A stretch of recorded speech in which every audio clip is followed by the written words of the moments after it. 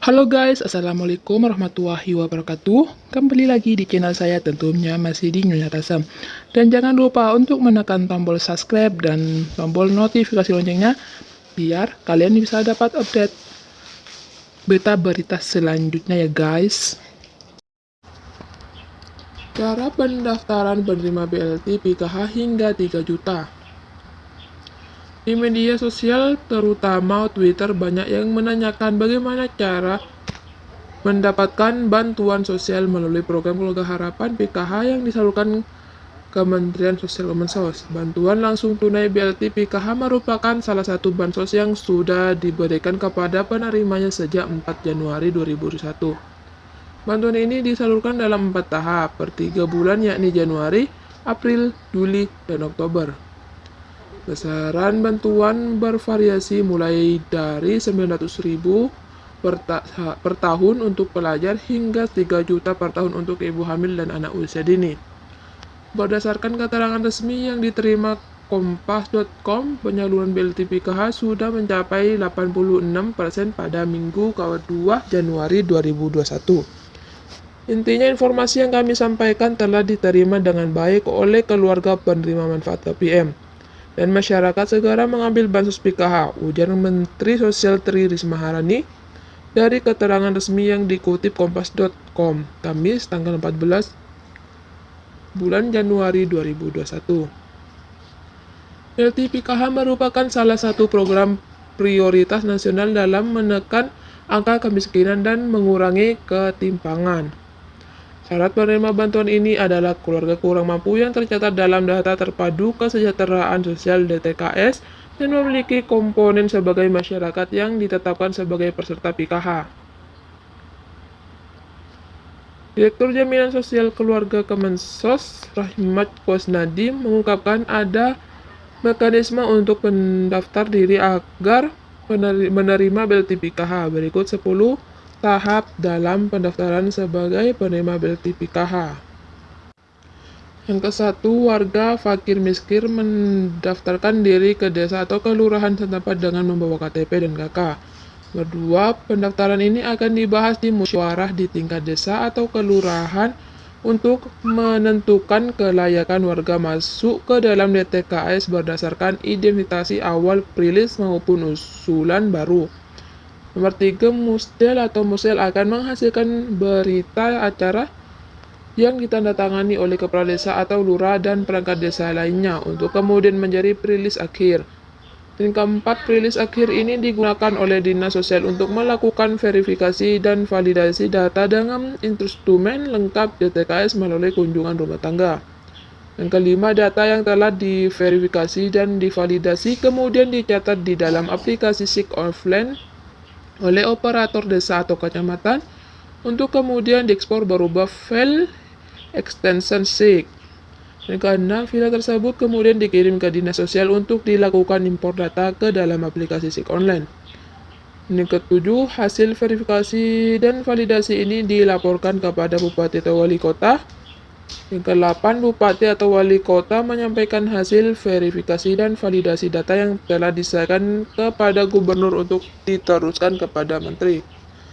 Yang ke-9, penyampaian dilakukan dengan cara mengimpor data hasil verifikasi validasi tadi ke SIK dan mengunggah surat pengesahan Bupati atau Wali Kota serta berita acara Musdes atau Muskel.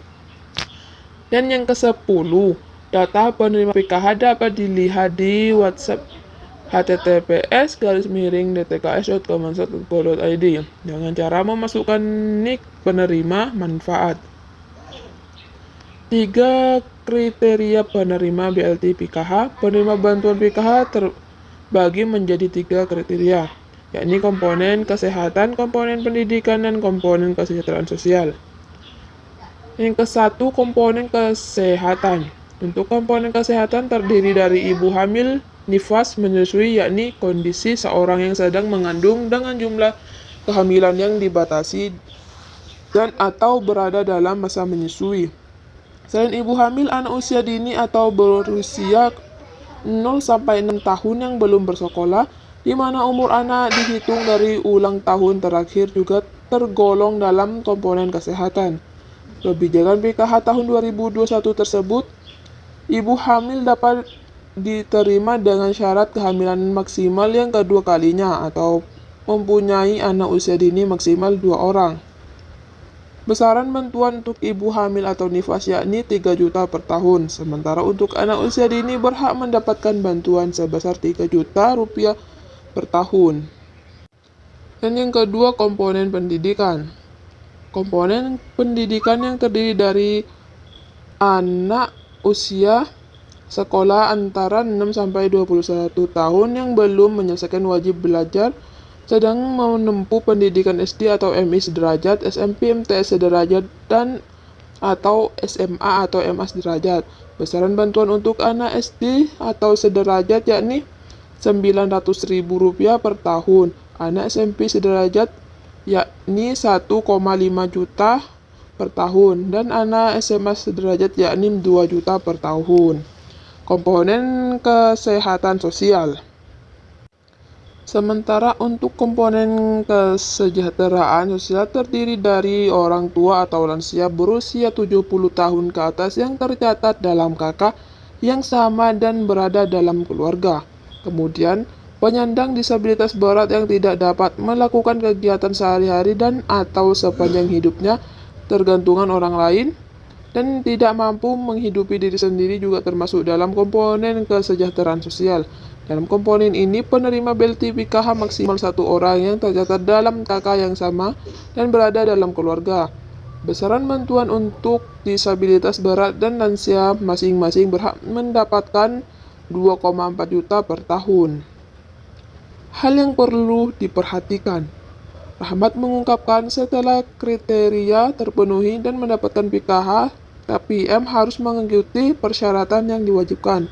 Ibu hamil atau ibu menyusui dan anak usia dini 0-6 tahun yang belum bersekolah wajib memeriksa kesehatan pada posyandu atau puskesmas melalui dengan protokol kesehatan, ujar Rahmat.